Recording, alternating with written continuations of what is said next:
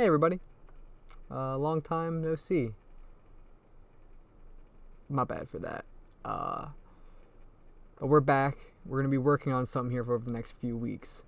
Throughout every sports game that I've ever had, I have always enjoyed watching simulations of the events unfold in front of me, with my own little stipulations around that, whether it's 2K, Madden, where I'm creating my own rosters and teams, UFC and WWE, where I'm watching dream matchups and just watching the simulations unfold before my eyes. It's something that I've always been super fascinated with, and I like to do a lot of these WWE type seasons and tournaments, in my own free time. But I thought, what if we finally bring it to YouTube?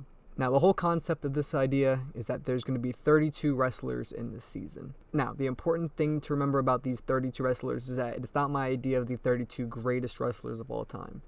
I'm not going to put out the 32 greatest wrestlers, because obviously you would put Hogan up there, and you'll put Bruno Sammartino, Bob Backlund, all the legends would go up there. And I have massive amounts of respect for each and every one of them.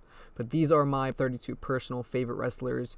A lot of nostalgia, people I grew up on, people who got me back into wrestling over the past 5 to 6 years, I'd say. And how it's going to work is each of these wrestlers is going to face off one at a time. We're going to do one-on-one matchups. There's going to be a winner and loser, obviously.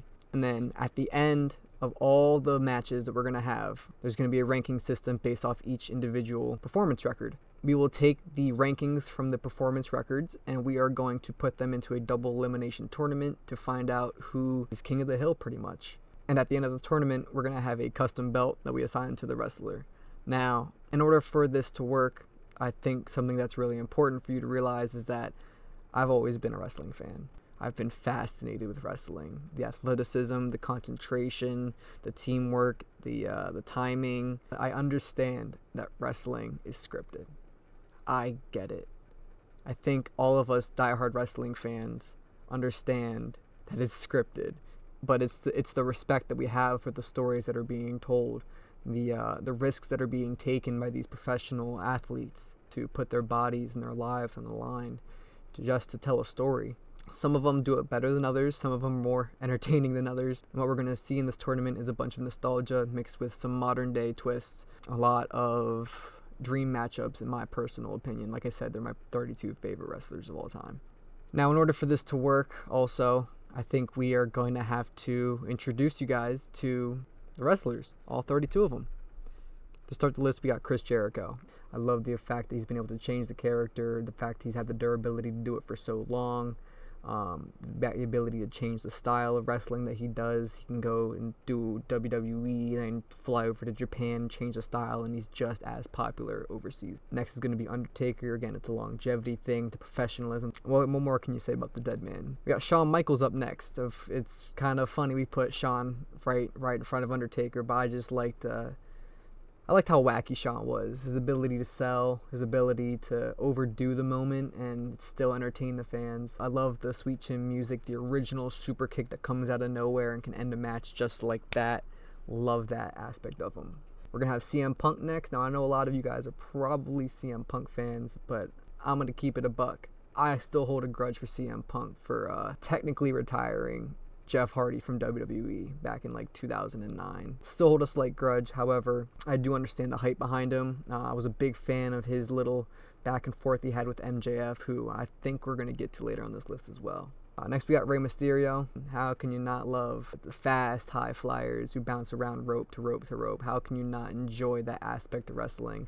How can you not love rooting for an underdog every time you see the masked Hall of Fame Lucha Libre step in between the squared circle? Next up is going to be Triple H. A lot of my favorite wrestlers have just had really good rivalries with Triple H.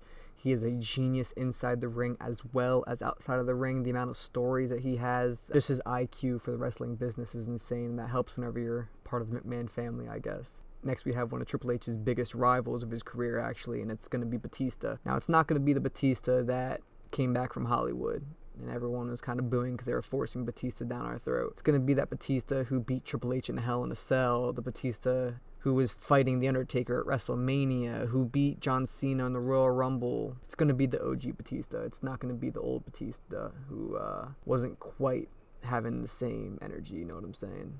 After that, we got Konosuke Takeshita. This is a new one on my list, actually.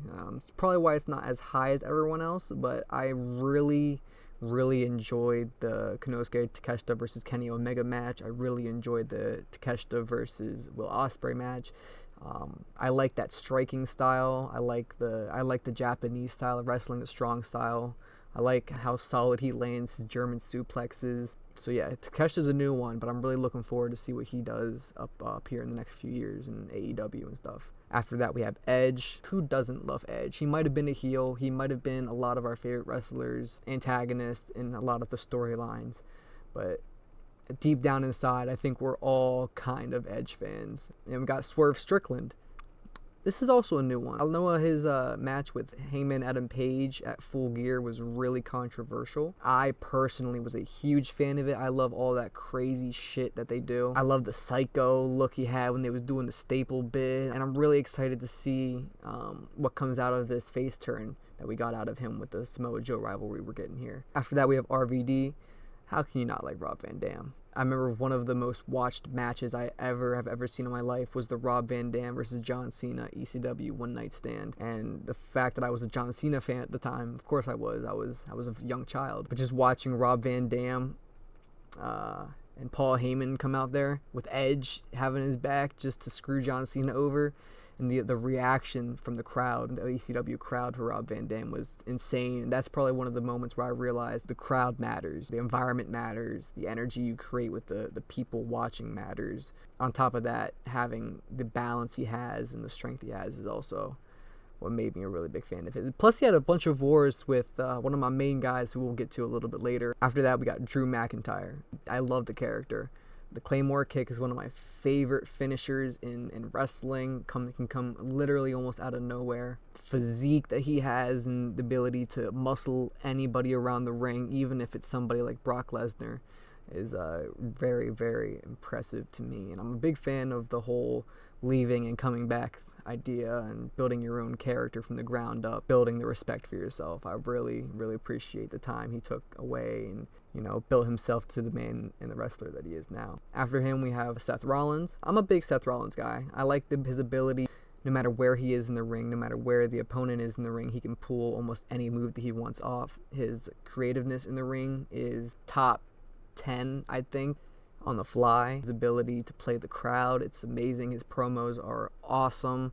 I love the way we're getting this Cody and Seth versus Rock and Roman debate right now, and the way that Seth is kind of getting mad at them for stealing their spotlight again, the same way he was for Cody. Also, if you can't tell, that's the timeline I'm recording. This is right before WrestleMania. It's about 2 weeks before WrestleMania 40. After that, we got Kazuchika Okada. I have Kazuchika Okada on here not because I necessarily love him as a wrestler. I have him up here because of his absolute wars with Kenny Omega. I have watched all those matches on repeat, just in awe of the amount of things that they put each other through. I'm excited to see what he does in AEW. I just hope we don't get another one of those washed up AEW stars, you know what I'm saying? AJ Styles, I remember watching whenever I'd go upstairs to go to bed late at night, and I'd be able to turn the TV on and keep the volume down so my parents wouldn't get mad at me. Spike TV some nights and it'd be TNA Wrestling, and good old AJ Styles and Christopher Daniels, Samoa Joe, really getting into wrestling, really finding a style of wrestling that I liked, and it was the style that AJ Styles brought along. Gunther, every match that Gunther puts on is a banger. Even as Walter, every match is a banger. I love the physicality. I love the consistency for a global type champion. I consider Intercontinental Championship one of those global type world championships. I know it's not considered a world championship, but I consider it the workhorse championship of the WWE. And I love Seth Rollins and everything. I love Seth Rollins and what workhorse efforts he's put in to defend his title ever since winning it at Night of Champions. But I consider the Intercontinental Championship the workhorse title, and be able to be the longest reigning Intercontinental Champion in WWE history is a big nod that they're giving him. I love how simplistic the character is, but also how ruthless it is. He is a general in the ring. Next we got KO, good old Kevin Owens. Love his promos. I love the funny side we get of him. I'm actually a firm believer that the pop-up powerbomb is better than his version of the stunner. I'm a firm believer that once a wrestler makes a finisher iconic, like Stone Cold did with the stunner, that should be there their finisher, especially if it's the same company. I'm a really big fan of the pop-up powerbomb. I really liked that whenever he came out from NXT and was hitting John Cena with it and winning matches with it. Not only that, I like his versatility. A man that size with that agility is really fun to watch. After that, we got Finn Balor. Now, I will say that in this tournament, we are going to see two different types of Finn Balor. We are going to see the Prince Finn Balor, the version that we have now in WWE. We're also going to see the Demon. I know we all kind of like the Demon character, his ability to take all the damage and still keep going, unlock this inner part of himself. So we don't know when yet we're going to see the Demon and what matchups yet, but we'll determine them, and we'll see as we go. After that, we have Sting. Love the Old Man Logan run he went on in AEW. Pretty sure he was, 29-0, 28-0? Never didn't lose in AEW at all. Massive respect for staying in WCW when he had the chance to leave, putting the company on his back for years and years and years, being the star he was, going to TNA, being the star he was there. And then, like I said, the Old Man Logan run.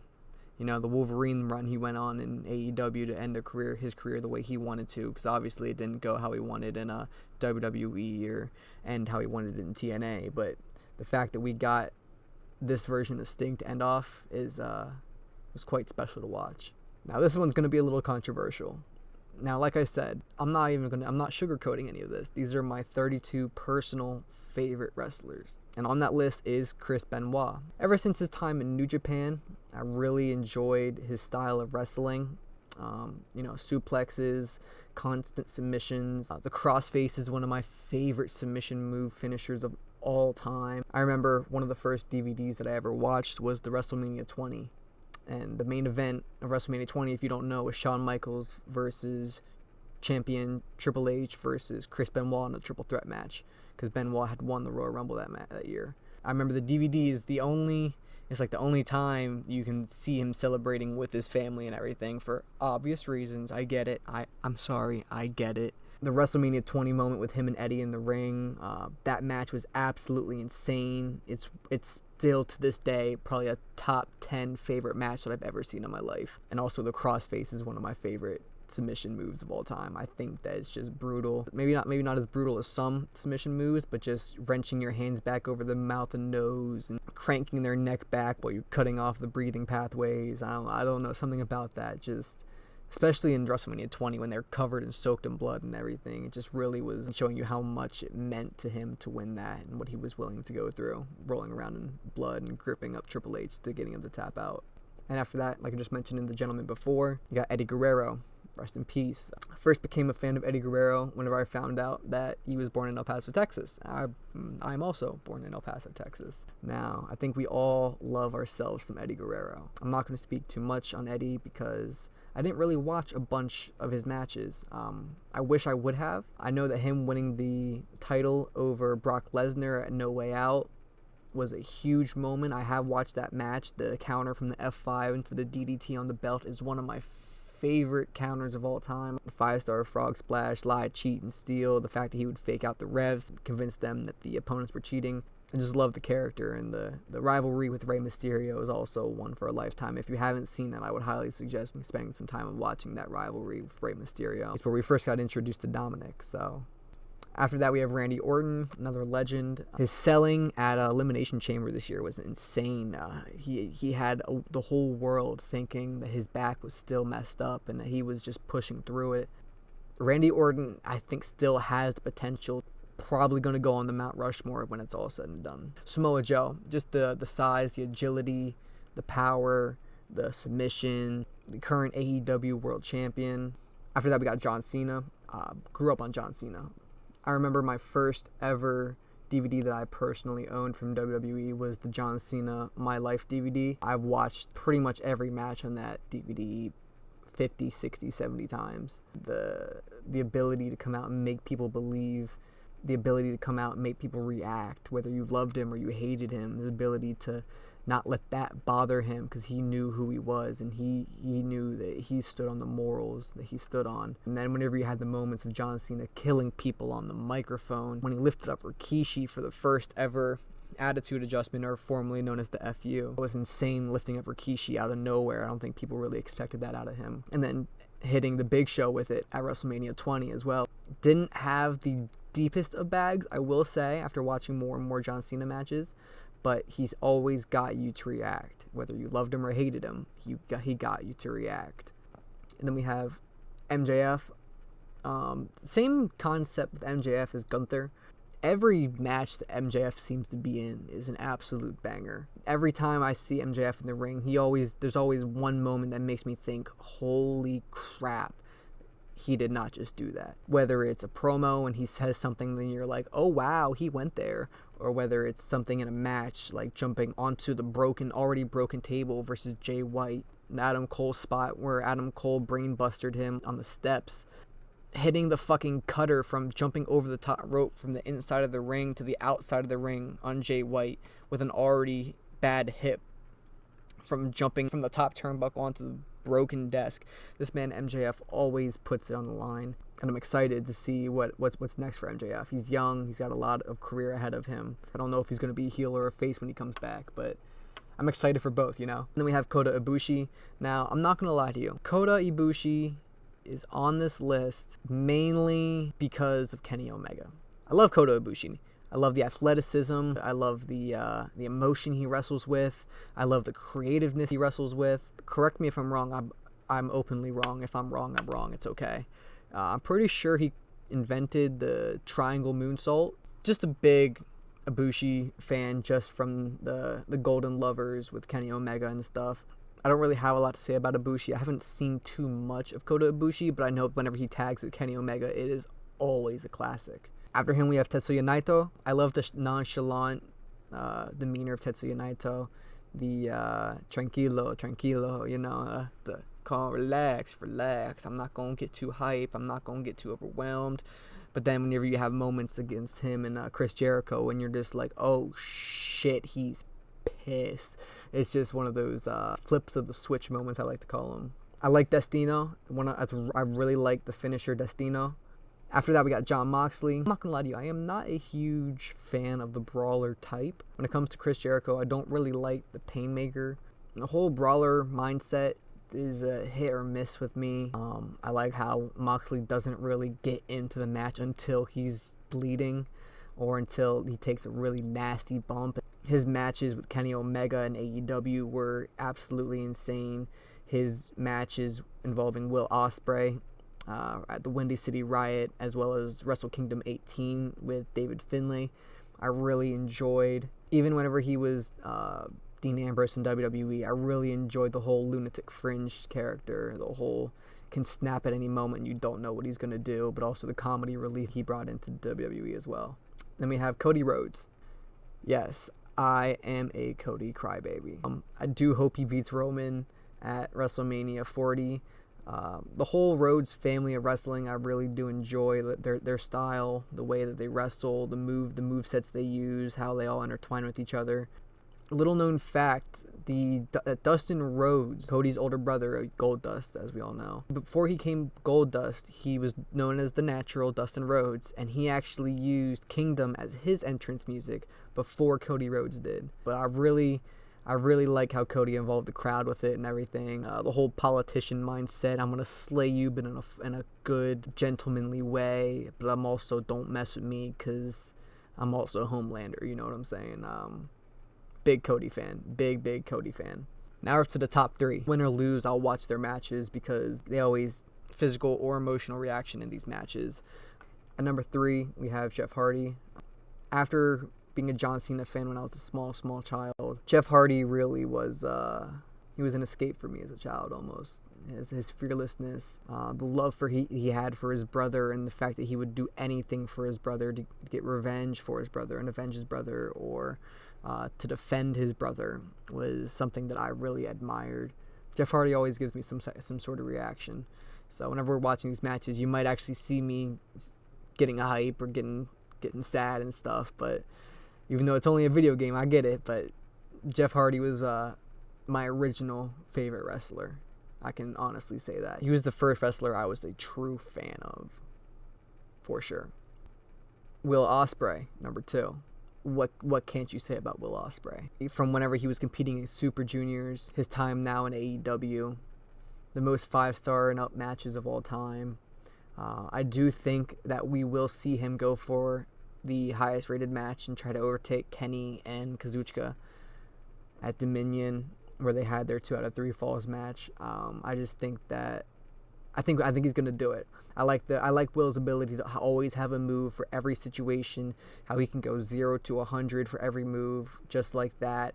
No matter where he is and where his opponent is in the ring, he always has a move for them, and he always has a counter.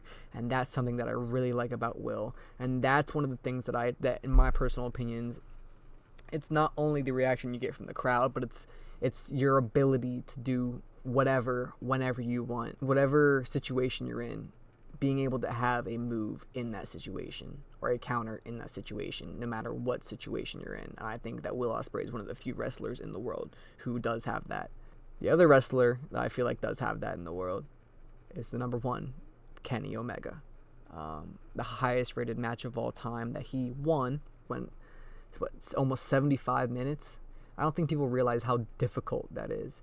People get tired after 25-minute matches, 20-minute matches. They are exhausted. This man went an hour and almost 15 minutes with one of the other greatest wrestlers in the world. I like the constant knee strikes, being able to counter with constant knee strikes out of almost anything. Also, Kenny's ability to make the crowd laugh, being able to just turn a switch in his head and being able to become an entertainer, even in the strong style of New Japan. Not many people, I feel like, have been able to do that successfully, but his ability to, even if he was a heel or a face in that company, being able to get the crowd to laugh and smile at any given in time with clips such as this. Good side! Ah!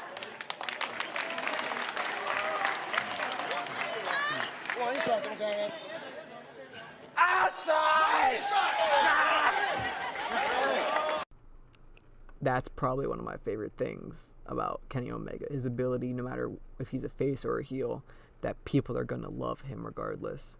Everyone's going to be a fan of Kenny regardless of what he does. We're going to look back in 20 years at Kenny Omega and be like, oh my God, we don't realize what we were watching. For sure. Anyways, guys, that's all 32 of the wrestlers.